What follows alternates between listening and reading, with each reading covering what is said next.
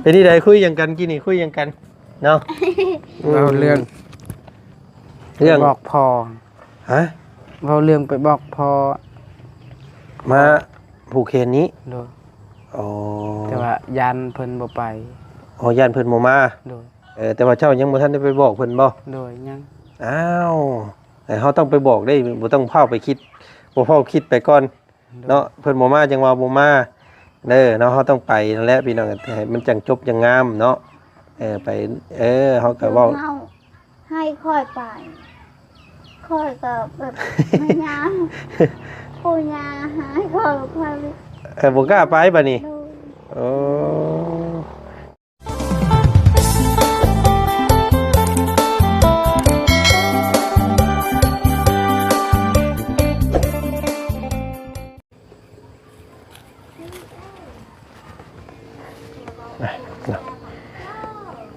เป็นไงดิบาทนี่พี่น้องไงเนาะสองผัวเมียเฮาคือโอ้ลมพูดคุยกันคือทรงสิมีความเครียดอย่างแท้อันนี้พี่น้องไงเนาะเพิ่นมีอีหยังกันเนาะบาทนี้พี่น้องเอ้ย เอาเนาะทางบ่าวจันเข้ามาหาทางน้องเจืองตอนค่ำๆมื้อนี้พี่น้องเอ้ยเนาะมาเบิ่งความพร้อมของน้องเพิ่นทั้งสองก่อนเนาะผูกต่อแขนเอาอีหลาน้อยเพิ่นเป็นจังไดบ่ซั่นเนาะขาดเดืออีหยังแน่เนาะพวงพ่ออยู่บ่เนี่ยอยู่ในกินน้ำในเนาะข้าวน้ำน้องเพิ่นมีอยู่บ่พี่น้องเอ้ยเพิ่นสินึ่งให้คู่ให้คนมื้ออื่นเนาะ เนาะอ้าวน้องสบายดีสบายดีกันอีกรอบหนึงเด้อเนาะมาพี่เนาะอันคุยอย่างการเมื่อกี้นี่คือทรงสิเรื่องราวมันทรงสิอันนั้นแท้พี่น้องคือทรงเครียดแท้เนาะเป็นที่ใดคุยอย่างกันกินนี่คุยอย่างกันเนาะเราเรื่องบอกพอฮะเราเรื่องไปบอกพอมาผูกเคนนี้โดยอ๋อแต่ว่ายันเพิ่นบ่ไปอ๋อย่านเพิ่นบ่มาโดยเอ้าเฮ้ยเนาะบ่ว่าดอกเราสิบ่มา เพื่อนอยู่ใกล้ๆนี่เนาะพ่อทางพ่อของเจ้าเห็นบ่โดยแต่ว่าเจ้ายังบ่ทันได้ไปบอกเพิ่นบ่โดยยังอ้าวเฮาต้องไปบอกได้บ่ต้องเผาไปคิดบ่เผาคิดไปก่อนเนาะเพิ่นบ่มาจังว่าบ่มาเด้อเนาะเฮาต้องไปนั่นแหละพี่น้องให้มันจังจบจังงามเนาะไปเฮาก็เว้าให้ค่อยไปค่อยก็แบบไม่ยามปูยาหายค่อยบ่กล้าไปบัดนี้โอ้น้องหั่งบ่กล้าไปเด้อพี่น้องเอ้ยเนาะอันนี้ส่วนตัวของอ้ายเด้อเนาะอ้ายเท่าที่อันนี้ก็จักสิถูกสิผิดพี่น้องเอ้ยแต่ว่าถ้าเป็นอ้ายนี่อ้ายก็บ่กล้าไปคือกันเนาะแต่ว่าต้องให้ผู้เป็นผัวไปก็ได้เนาะให้จะคือเจ้านี่ก็ได้ให้ทางน้องเจืองนี่ไปบอกพ่อกับแม่ตัวเองก่อนซะเนาะอันนี้ทางน้องหั่งเพิ่นนี่ก็อาจจะยัง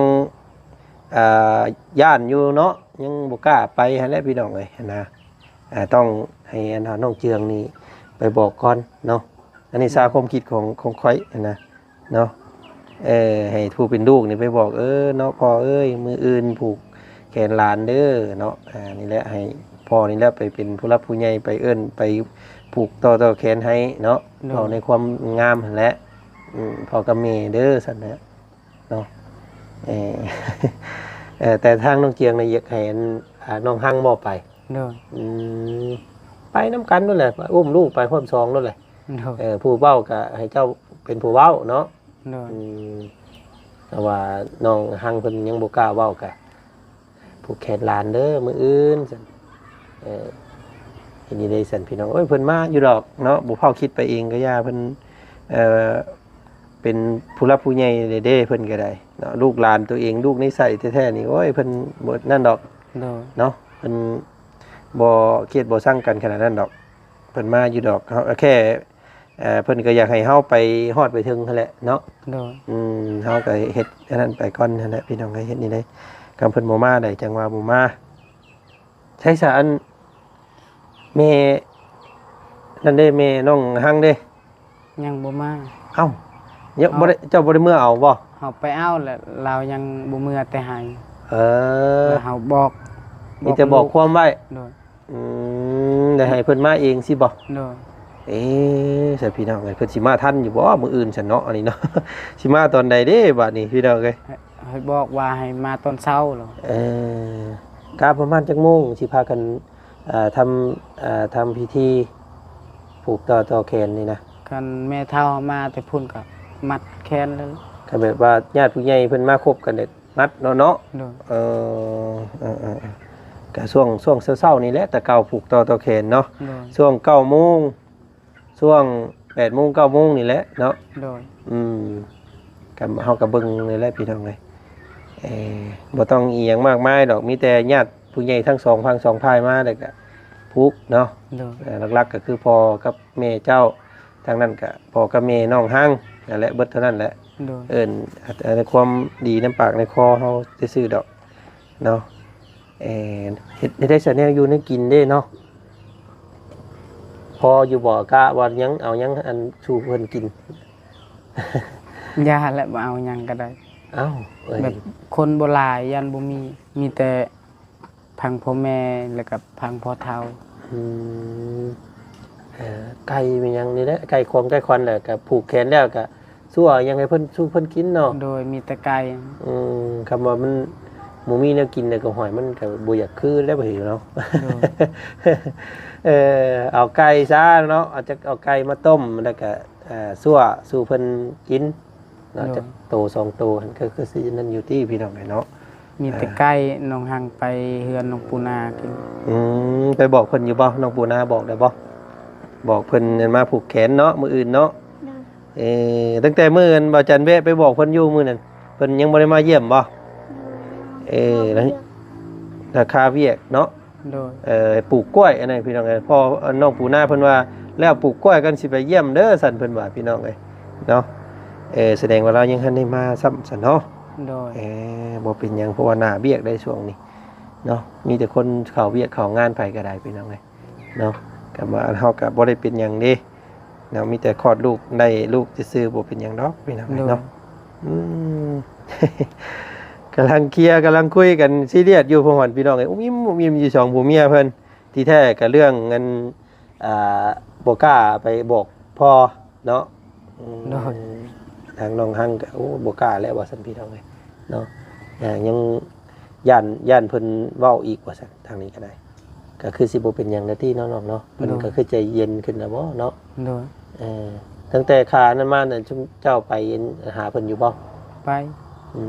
ก็คุยปกติอยู่เนาะ โดย นี่พี่น้องเลยบ่เป็นหยังดอกสันไปบอกเพิ่นเด้อเนาะพากันอุ้มลูกไปรถหลายซอง คำจังน้อยนี่ โดย มื้ออื่นเช้าเด้อพอเฮาออกพื้นออกไฟพากันอันเฮ็ดสู่เอาเพิ่นเอาแหละเนาะ โดย อันนี้ได้ซั่นเพิ่นก็บ่ว่าดอกสิอันนั้นโดดว่ากล้าอยู่บ่น้องคังฮะกล้าไปอยู่บ่ อุ้มหลานไปแล้วแหละนี่อาบน้ำอาบไรสักหน่อยนี่ก็ย่างไปอุ้มผูกแขนเด้อมืออื่นสั่นเนาะมันจังงามดิเอาต่างคนต่างเฮ็ดย่านกันโดดมันเป็นการเข้าใจผิดกันไปเลยเด้เนาะบางคน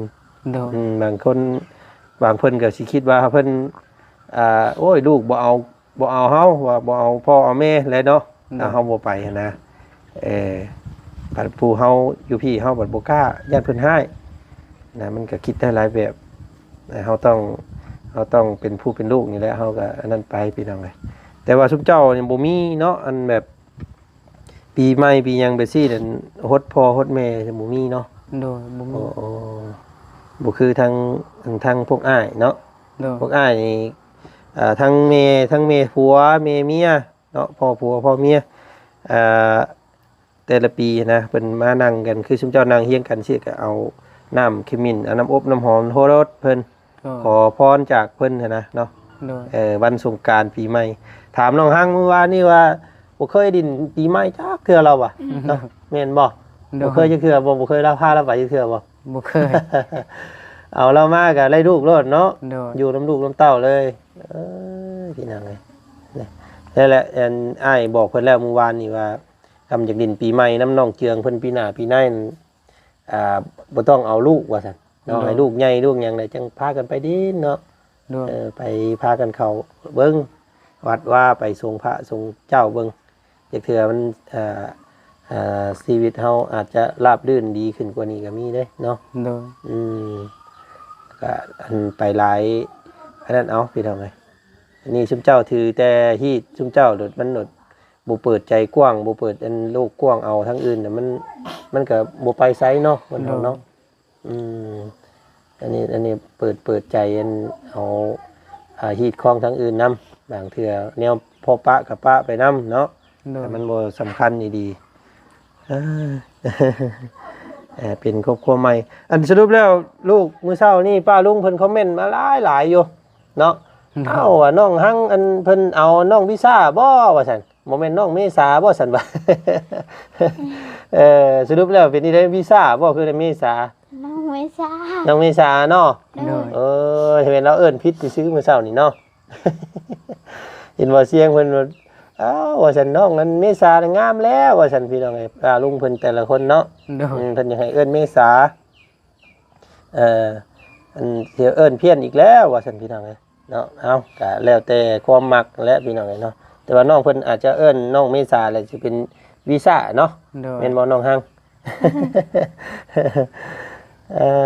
พี่ น้ น้ อ อง งเอ้ย เมษา เอาเมษาเนาะ โดย สรุปแล้วเด้อน้องเมษาเอาพี่น้องเอ้ยข้าวน้ำซ้ำปลาได้ซะน้องยังมีอยู่บ่ ยัง ข้าวหนึ่งสู่พ่อสู่แม่กินมื้ออื่นนี่นะ โดย ยังอยู่ที่พี่น้องเนาะค่าเกียมยังแน่ใช่นี่อันสุเจ้ามีแล้วตอนนี้ มื้อนี้มีอย่างไรเนาะไข่บอกมีแล้วบอกไข่เอามาแล้วบอก ใครก็มี ต้องมีไข่นำได้เนาะ เนาะ เอิ้นขวัญเพิ่นเด้พี่น้องผู้ขวัญเอาแล้วก็พายผู้แขนเนาะ โดย ไปซื้อมาไว้แล้วก็หมักไม้เด้บ่มีบ่ไปซื้อหมักไม้ โดยมีซื้อแล้ว หมักไม้หมักกล้วยหมักส้มพี่น้องไงแอปเปิ้ลเนาะหมักไม้ให้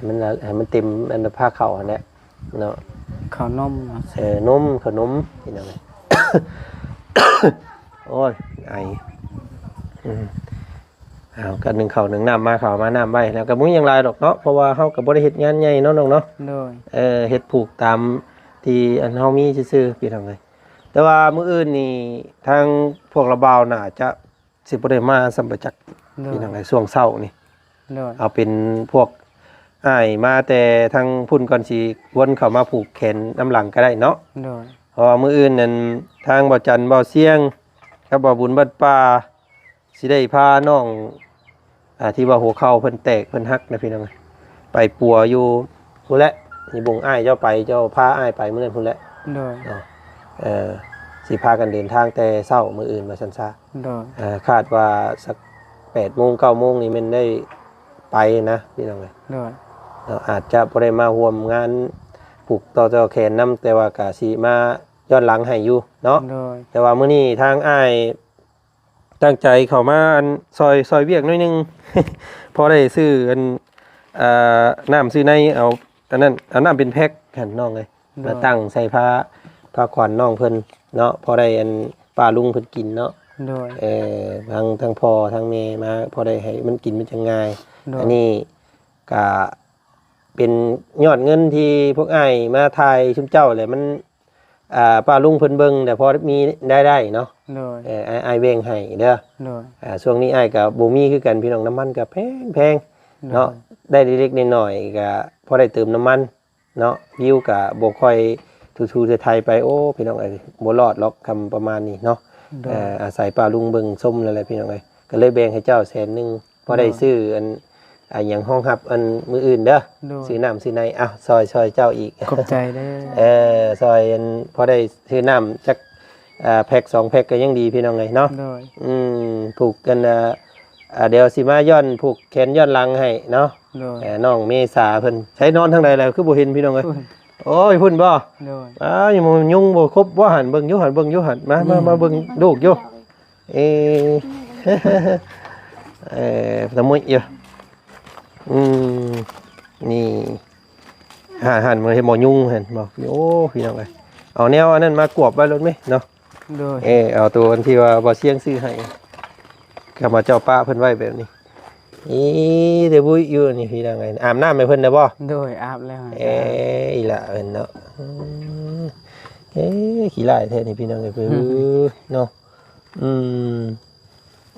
ผู้งามโลดขึ้นใหญ่มานี่พี่น้องเอ้ยเนาะหัวคันใดเกี้ยงโลดแท้ๆเนาะเต็มไปลุยอยู่ โดย จักคือไห้เนาะคือพ่อคือแม่เนาะ โดย เบิ่งโอ้จุนี่พี่น้องไงเนาะแต่ไป คนเฒ่าแล้วมาเกิด บ่ โดย โอ้คือว่านี่นั่น มันมีตัวนี้เด้ โอ้มีปานพี่น้องเลยอ๋อมีปานดำอยู่มือนี่อีหลาเพิ่นมีปานผู้เฒ่าผู้แก่เพิ่นเอิ้นเนาะ โดย ผู้เฒ่ามาเกิดนำอ๋อดีแล้วสิพี่น้องไงเนาะเพิ่นมาเกิดน้ำลูกน้ำหลานเนาะ โดย เลี้ยงง่ายใหญ่ไว้เด้อลูกเด้อเนาะโอ้เป็นปานอยู่แขนพี่น้องเอ้ยบ่ได้เห็นเนี่ยยังบ่ได้จักเลยตะกี้อันนี้หาก็เห็นเนาะ2 จุดปานบักใหญ่หนึงพี่น้องเอ้ยน้องเชื่อลูกอันอ้ายก็มีคือกัน โดย อยู่กกแขนนี้แต่ว่าเป็นปานดอกจันอันน่ะพี่น้องเอ้ยเนาะบ่ได้ปานดำแบบนี้ โดย เป็นปานมะยุ่มแบบว่าคล้ายๆปานดอกจันเพิ่นเอิ้นบ่เนาะ โดย มันใหญ่ขึ้นมายิ่งแจ้งขึ้นตะกี้บ่เห็นเลยตะกี้พี่น้องอันเดี๋ยวนี้เราเบิ่งน้ำแขนเรามีคือกันเนาะผู้เฒ่าเพิ่นเอิ้นเนาะ โดย ผู้เฒ่ามาเกิด เพื่อนเจ้ามันอยู่ป่าใช่เนาะระวังยุงเด้อลูกเด้อ โดย ระวังยุงครบลูกเด้อโอ้ยพี่น้องเอ้ยเนาะนอนเบิดมื้อเบิดเว้นบ่เห็นเพิ่นให้จักเทื่อเนาะนี่แต่นั่นแหละน้องเอ้ยเนาะ โดย ก็บ่ต้องซีเรียสหรอกอันเรื่องพ่อเรื่องนั้นก็พาอุ้มน้องเพิ่นไปโดดเด้อ โดย พาลูกพาเมียไปสักหน่อยค่ำสักหน่อยไปเอิ้นบอกเพิ่นปู่เจ้าหั่นแหละเป็นผู้หน้าครอบครัวเนาะ โดย ก็เป็นผู้เว้านำพ่อนำแม่ได้ก็ให้เจ้าหั่นแหละเว้าเนาะ โดย ยันว่าน้องอันนั้นเพิ่นเว้าเลยยันว่ามันปึงปังอีกพี่น้องเอ้ย ให้เจ้าหั่นแหละเว้าในความดีความงาม โดย คอยอ้อยเอาพ่อหั่นแหละเนาะพ่อเอ้ยแม่เอ้ยมืออื่นปลูกกันแขนลูกกันออกไผ่เด้อแต่มาหอดมาถึงไปบอกเพิ่นแบบนั้นแหละประมาณนั่นแหละพี่น้องเอ้ย โดย ก็เพิ่นมาอยู่ดอกเนาะเพิ่นแพงๆแหละพี่น้องลูกหลานตัวเองลูกในใส่แพงลูกสมักตาลแพงหลานสมักเผาเพิ่นว่าอยู่เนี่ยเป็นหลานนี่แพงกว่าลูกอีกเนาะ โดย แถมนี่เป็นผู้หญิงครับโอ้ยพี่น้องเอ้ยเนาะอ้ายหลายคนอยู่เพิ่นคอมเมนต์มาว่าโอ้ยว่าซั่นเนาะอันทั้งพ่อน้องเจืองกับแม่น้องเจืองนี่แต่แรกๆนี่เพิ่นก็บ่ได้อันนั้นบ่ค่อยนั่นกันบ่กับมันเมียเจ้านี่พ่อกับแม่เจ้านี่ โดย แต่แรกๆอะนะ แต่แรกๆกะ แบบเจ้ามันไปเอาเรามาอีหยังสินะเพิ่นว่านี่ได้แต่ทวิตเลยพ่อแม่ เพิ่นว่าก็ดีคือกัน บัดต่อมานี่จักเฮ็ดใจเรา บ่ถึก บ่ถือกันตลอดป่านนี้ติ โดยยานน้องหังเฮ็ดบ่ถึกใจครับ สิมีอยู่เนาะ โดย มีอยู่หั่นแหละตามมึงพี่น้องเอ้ย เฮาก็บอกแล้วว่าน้องหังว่ามื้อใดว่างก่อนสิไปครอบแล้ว ไปขอขมาลาโทษนั่นแหละเนาะไปยอมไปอ้อนไปยอม โดย ยอมเอาแล้วเฮาเป็นลูกเป็นหลานเด้ซะพี่น้องเฮ็ดนี่ได้เนี่ยมันสิถือกันก็เฮ็ดเอาเนาะน้องเนาะบ่ต้องอันนั้นดอกบ่ต้องเฮ็ดใส่กันดอกพี่น้องเอ้ยมันบ่มีหยังดีขึ้นได้คำว่าเฮาเฮ็ดใส่ต่างคนต่างเฮ็ดใส่กันอยู่หั่นน่ะมันสิตัดขาดกันไปซื่อ โดย ทางที่ดีนี่มีแต่